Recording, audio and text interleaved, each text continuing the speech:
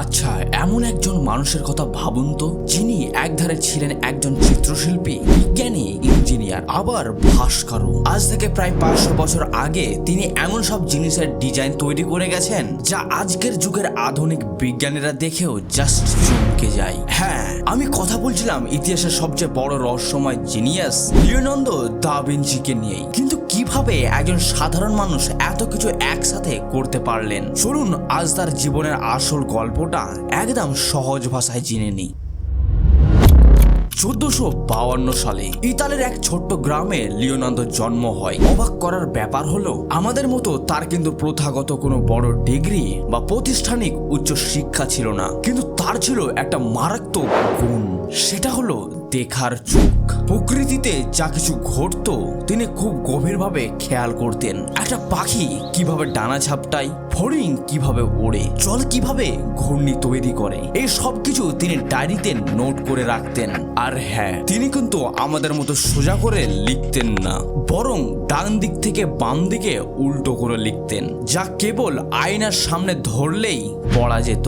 হয়তো নিজের আইডিয়াগুলো সবার কাছ থেকে লুকিয়ে রাখতে চাইতেন, যাতে কেউ তার ফর্মুলা চুরি করতে না পারে। আচ্ছা, আপনি কি জানেন ভিঞ্চি নিজেকে কিন্তু শুধু একজন চিত্রশিল্পী ভাবতেন না, তিনি মনে করতেন ছবি আঁকাটাও একটা বিজ্ঞান। আর হ্যাঁ, মানুষের ছবি নিখুঁতভাবে আঁকার জন্য তিনি রাতের অন্ধকারে কবরস্থান যেতেন। সেখানে মানুষের মৃতদেহ কেটে দেখতেন যে পেশি আর হাড়গুলো কিভাবে কাজ করে। একবার ভেবে দেখুন তো, 500 বছর আগে একজন মানুষ শুধু ছবি আঁকার জন্য মানুষের অ্যানাটমি নিয়ে এতটা খাটাখাটনি করেছেন। এই কারণেই তার আঁকা মোনালিসা বা দ্য লাস্ট সাফার এর মতো ছবিগুলো এত জীবন্ত লাগে। আপনি যে দিক থেকে মোনালিসার দিকে তাকাবেন, মনে হবে সে আপনার দিকে তাকিয়ে হাসছে। বিজ্ঞান আর আর্ট এই দুটোকে তিনি এক করে দিয়েছিলেন। তাহলে এবার আসল কথায় আসি। লিওনার্দো শুধু ছবি আঁকেননি, তিনি যেন এক টাইম মেশিনে চড়ে ভবিষ্যতের পৃথিবীটা দেখতে পেয়েছিল।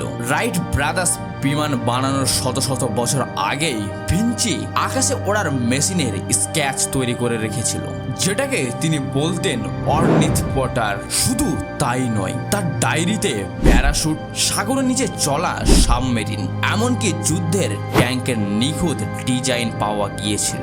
সেই যুগে উপযুক্ত ইঞ্জিনিয়ার বা প্রযুক্তি ছিল না বলে তিনি এগুলো বাস্তবে বানিয়ে যেতে পারেননি, কিন্তু তার চিন্তা ভাবনা আজকের যুগের চেয়েও অনেক অনেক এগিয়ে। এত বড় জিনিয়াসেরও কিন্তু একটি বড় খামখেয়ালিপনা ছিল। তিনি কোনো কাজ এক নাগাড়ে শেষ করতে পারতেন না। একটা ছবি আঁকতে আঁকতে হঠাৎ তার মাথায় বিজ্ঞানের কোনো আইডিয়া আসলো, আর তিনি ছবিটা ওখানে ফেলে রেখে অন্য কাজে চলে গেলেন। ঠিক এই কারণে তার জীবনের বহু কাজ অসম্পূর্ণ হয়ে থেকে গেছেন। জীবনের শেষ দিনগুলোতে তিনি ফ্রান্সে চলে যান। সেখানেও তিনি রাজা ফ্রান্সিসের দরবারে নতুন নতুন রাজকীয় উৎসবের জন্য মেকানিক্যাল সিংহ বা অদ্ভুত সব রোবট বানিয়ে সবাইকে তাক লাগিয়ে দিয়েছিলেন। 1519 সালে 67 বছর বয়সে এই মহান মানুষটি পৃথিবীর মায়া ত্যাগ করেন। লিওনার্দো দা ভিঞ্চি আমাদের একটা দারুণ জিনিস শিখিয়ে গেছেন, শিখতে থাকার কোনো বয়স বা সীমা নেই। মানুষের বুদ্ধি আর কৌতূহল যে কত দূরে যেতে পারে,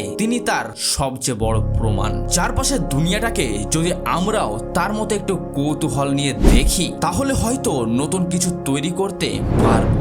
লিওনার্দোর এই অদ্ভুত আর রহস্যময় জীবন কাহিনী আপনার কেমন লাগলো? কোন তথ্যটা আপনাকে সবচেয়ে বেশি অবাক করেছে কমেন্টে অবশ্যই জানান। আর এমন সব জটিল বিষয়কে খুব সহজে গল্পে গল্পে জানতে এখনই সাবস্ক্রাইব করুন। দেখা হচ্ছে পরের কোনো ভিডিওতে। ভালো থাকবেন।